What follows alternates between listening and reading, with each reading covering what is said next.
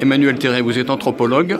Vous avez développé une analyse sur le mouvement des Gilets jaunes qui se développe depuis le 17 novembre dernier. Pour vous, finalement, dans les couches socio-professionnelles, les catégories qui sont représentées, il y a une hégémonie de ce que vous appelez, vous, une petite bourgeoisie. C'est ce que j'ai appelé la petite bourgeoisie indépendante, c'est-à-dire artisans, commerçants et tout petits patrons. Petite bourgeoisie indépendante qui n'a pas d'employeur, ce sont des gens qui sont à leur compte.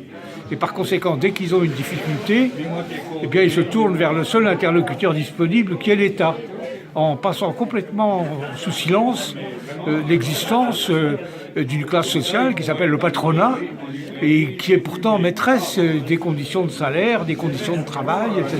etc. Est-ce que ça veut dire que sur les ronds-points et dans les manifs, il n'y a pas d'employés, il n'y a pas d'ouvriers? Si, il y a tous ces gens-là, mais la vision du monde qui s'impose à eux, c'est celle de la petite bourgeoisie indépendante.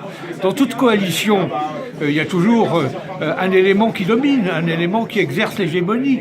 Eh bien, dans cette coalition-là, où il y a des ouvriers, il y a des employés, il y a des salariés, il y a des retraités, il y a toute la diversité qui nous a été très bien exposée par les chercheurs, eh bien, il y a un élément qui exerce l'hégémonie. Et pour le moment, cet élément, à mon sens, c'est la petite bourgeoisie indépendante. Et le meilleur signe que je retrouve, c'est le fait que, effectivement, l'entreprise et le patronat sont complètement mis à l'abri du mouvement.